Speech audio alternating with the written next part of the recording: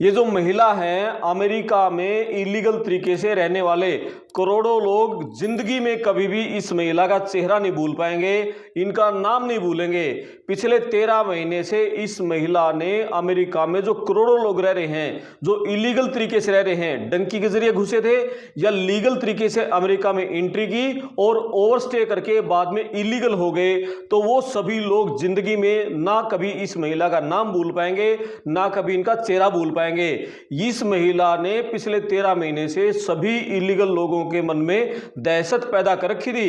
इतनी दहशत लोगों की रातों की नींद गायब हो गई थी और इन्होंने अपने कार्यकाल में अमेरिका से करीब 6,22,000 लोगों को डिपोर्ट कर दिया, जहाजों में बैठाकर उनके देश भेज दिया और 22 लाख लोगों को मजबूर कर दिया अपने आप अमेरिका छोड़ने पर। यानी 22 लाख लोग पिछले 13 महीने में अमेरिका से सेल्फ डिपोर्ट हो गए, यानी खुद वो अमेरिका से बाहर निकल गए और 6,22,000 लोगों को इस महिला की जो टीम है, आइस की टीम, उन्होंने पकड़ के बाहर कर दिया।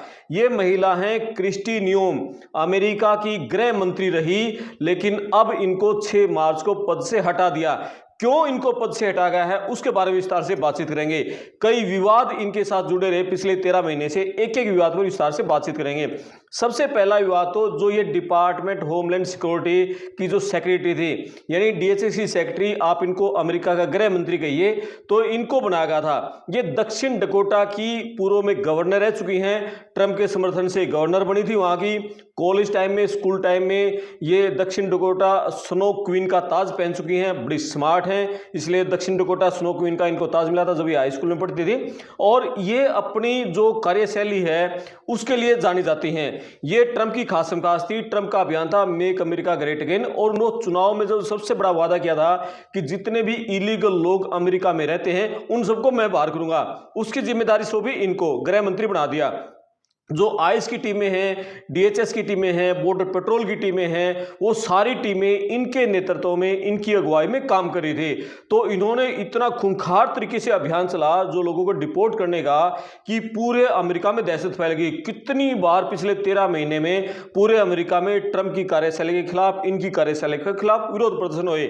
लेकिन सबसे बड़ा मुद्दा जब बना, जब इस साल की शुरुआत में मिनेसोटा जो स्टेट है उसका एक बड़ा शहर है मिनियापोलिस में 2 लोगों की पुलिस की गोली से मौत हो गई। और वो सारी जो आइस की टीमें थी, डीएचएस की टीमें थी, वो सारे इनकी अगुवाई में काम करी थी। तो पुलिस की गोलीबारी में जिन 2 लोगों की मौत हुई उनमें एक का नाम है रेनी गुड, अपने बच्चे को स्कूल में छोड़कर आ रही थी, और दूसरे हैं एलेक्स प्रेटी, वहां एक नर्स का काम कर रहे थे, बहुत होनहार युवा थे। ये लोग आइस की जो धरपकड़ है उसका विरोध कर रहे थे और पुलिस की गोलीबारी में इन दोनों की मौत हो गई। उसके बाद विवाद इस बात पर बढ़ा कि क्रिस्टी नियोम ने इन दोनों को घरेलू आतंकवादी करार दिया और उनके खिलाफ एक बदनामी भरा अभियान चला दिया। इसके चलते पूरे अमेरिका के लोग थे वो भड़क गए और अमेरिका के सभी राज्यों में, सभी बड़े शहरों में क्रिस्टी नोएम के खिलाफ और जो ट्रंप है राष्ट्रपति, उनके खिलाफ बहुत तगड़े विरोध प्रदर्शन हुए। तो ये पूरा मामला चल रहा था। उसके बाद अब जब संसद में सुनवाई हुई रिपब्लिकन पार्टी, डेमोक्रेट पार्टी की वहां सांसदों के सामने, तो इनके सामने कई सवाल इनसे सवाल जवाब हुए। एक तो सबसे पहला सवाल जवाब यही हुआ कि इन्होंने $220 मिलियन का एक विज्ञापन अभियान चला जो लोगों को अमेरिका से बाहर निकालने को लेकर था, जो लोग सेल्फ डिपोर्ट होने थे। इन पर यह आरोप लगा कि ये जो विज्ञापन था, ये जो कॉन्ट्रैक्ट दिया गया था विज्ञापन का, अपने नजदीकी लोगों को दिया इन्होंने। और ये उस विज्ञापन में खुद चेहरा थी, मुख्य चेहरा उस विज्ञापन का, और उस विज्ञापन में एक घोड़े पर बैठी हुई थी, घोड़े पर बैठी हुई ये दिख रही है और उस विज्ञापन का विशेष चेहरा थी। इसके चलते ये बड़े विवादों में आई और ये कहा कि इन्होंने गलत तरीके से सरकारी पैसे का, सरकारी फंड का दुरुपयोग किया है। संसदीय सुनवाई के दौरान इन्होंने ये कह दिया कि खुद ट्रंप ने इसकी मंजूरी दी थी, लेकिन ट्रंप ने 2 दिन बाद ही रॉयटर्स को विज्ञापन में एक इंटरव्यू में कह दिया कि मैंने इस तरीके के किसी भी विज्ञापन कोई हस्ताक्षर नहीं किए थे और मैंने इसकी मंजूरी नहीं दी थी। यानी ट्रंप पर आरोप लगा दिया कि इस $220 मिलियन के जो विज्ञापन अभियान था मंजूरी ट्रंप ने दी थी। ट्रंप मना कर गया और तुरंत अगले दिन इसको इसके पद से हटा दिया। हालांकि इसको बिल्कुल सीन से राजनीतिक सीन से गायब नहीं किया है, इसको एक और जिम्मेदारी दी ट्रंप ने। इसको शील्ड ऑफ द अमेरिकाज नाम एक नया संगठन है उसकी जिम्मेदारी दी है, यानी उसके तहत जो पश्चिमी गोलार्ध है यानी जो अमेरिका महाद्वीप है उन देशों में जो ड्रग तस्करी है उसको रोकने को लेकर, अमेरिका के साथ अच्छे रिश्ते बनाने को लेकर, और जो अमेरिकी महाद्वीप है उसमें जो चीनी प्रभाव है उसका कम करने की जिम्मेदारी सारी इसकी होगी। तो ये इसको नई जिम्मेदारी दी है। तो इसका एक मुद्दा तो ये रहा कि $220 मिलियन का जो विज्ञापन था उस विज्ञापन के चलते विवाद में रही। दूसरा जो आईएस की टीमों का एक बड़ा मतलब खूंखार तरीके से जो अभियान चला और 2 लोगों की मौत के बाद एक बदनामी भरा इन्होंने अभियान चला कि वो घरेलू आतंकवादी करार दिया, उसके चलते विवादों में रही। और तीसरा सबसे बड़ा मुद्दा ये रहा कोरी लेवांडोव्स्की जो कि ट्रंप की सरकार में रह चुके हैं और अभी डीएचएस में वहां एक तरह से de facto chief of the staff के रूप में काम कर रहे थे। हालांकि आधिकारिक रूप से तो वो सिर्फ एक विशेष सरकारी कर्मचारी यानी अनपेड एडवाइजर थे, लेकिन पूरे डिपार्टमेंट के लोग ये कह रहे थे कि वो डिफेक्टो चीफ ऑफ स्टाफ के तौर पर काम कर रहे थे। तो कोरी लेवांडोव्स्की के साथ इनके जो शारीरिक संबंध के बारे में पूछा तो इन्होंने साफ इनकार नहीं किया, ये जवाब टाल गई ये टैबलॉइड कचरे की तरह बातें हो रही हैं। तो इन्होंने सिर्फ ये बात कह के पल्ला झाड़ लिया उसके बाद से। तो जो कोरी हैं कोरी लेवांडोव्स्की इनके ऊपर भी कई आरोप लगे। एक तो आरोप ये लगा कि जो नोएम है नोएम के साथ एक लग्जरी जो विमान है उस विमान में ये कई बार इसके साथ क्रिस्टी नोएम के साथ बैठे देखे गए और इन्होंने यानी उस सरकारी जो जहाज का निजी यात्राओं के लिए दुरुपयोग किया।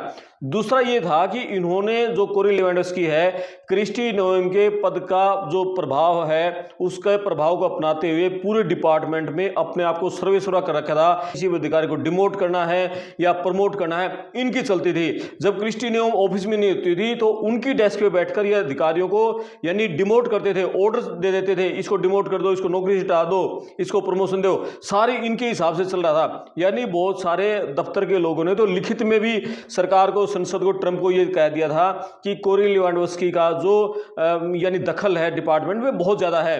और एक और ये आरोप लगा कि कोरी लेवांडोव्स्की है वो जो डीएचएस के जितने कॉन्टैक्ट हैं उसमें दखलंदाजी कर रहे हैं, अपने नजदीकी लोगों को विज्ञापन दिलवा रहे हैं। और जब संसदीय सुनवाई के दौरान क्रिस्टी नोएम ने मना कर दिया, उन्होंने शपथ ली कि इस तरह के जो आरोप हैं वो बिल्कुल बेबुनियाद हैं।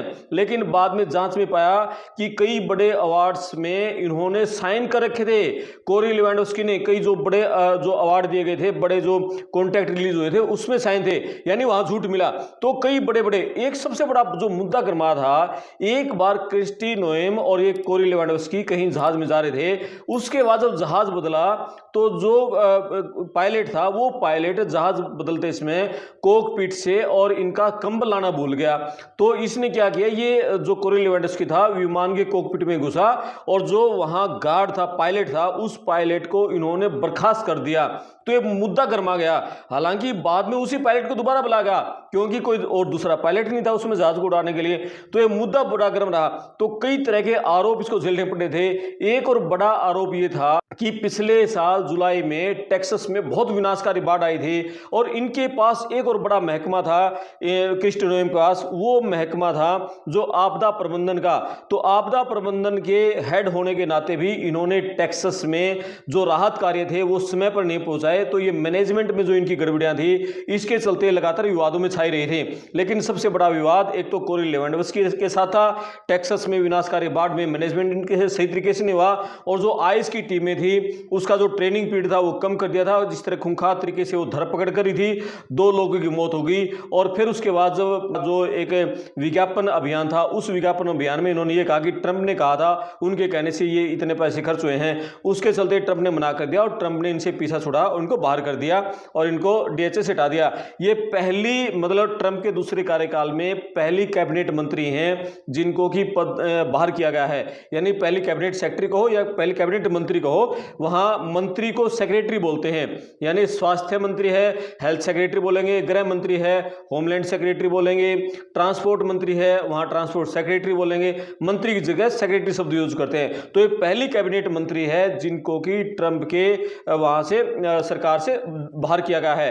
दक्षिण डकोटा की में पूर्व में गवर्नर रही हैं और अब ये DHS की हेड थी, लेकिन नई जिम्मेदारी इनको दे दी गई है, शील्ड ऑफ द अमेरिका। ये एक नई अमेरिकी राष्ट्रीय सुरक्षा पहल है, यानी उसके लिए विशेष दूत का काम करेंगी। पश्चिमी गोलार्ध यानी जो अमेरिकी महाद्वीप है उनमें ड्रग तस्करी को रोकना, जितने भी अमेरिकी महाद्वीप में वहां जो देश हैं उन देशों के अमेरिका के साथ सुरक्षा संबंध हो, उन देशों से जो इलीगल लोग अमेरिका में ना घुसें और उनसे कोई अमेरिका की सुरक्षा कोई खतरा ना हो। और तीसरा, अमेरिकी महाद्वीप के देशों में चीन का प्रभाव कम ही किया जाए। तो ये सारी जिम्मेदारी अब उनको दी गई है। तो ये पूरी खबर थी और बड़ी दहशत इन्होंने फैला रखी थी पूरे जो इलीगल लोगों के बीच में। अब देखना ये है कि इनके जाने के बाद नया जो DHS का मंत्री आएगा, डिपार्टमेंट होमलैंड सेक्रेटरी, वो बनाया गया है जो ओक्लाहोमा के सीनेटर हैं मार्क वेल मुलिन। तो मार्क वेल मुलिन है 48 साल के, वो किस तरह काम करते हैं, जिस तरह से डिपोर्ट किए जा रहे थे वो अभियान इसी तरीके से तेज तरीके से चलाते हैं या कुछ मंदा करते हैं, वो सारा अब देखा जाएगा कि जो मार्क वेल मुलिन की कार्यशैली किस तरह की रहती है। ओक्लाहोमा से वो सीनेटर हैं। तो ये सारी कुछ खबर थी, विस्तार से आपने सुनी। तो आप उन्हें कमेंट्स करें, वीडियो को शेयर करें, चैनल को सब्सक्राइब करें। मैं आपका दोस्त करमपाल, धन्यवाद।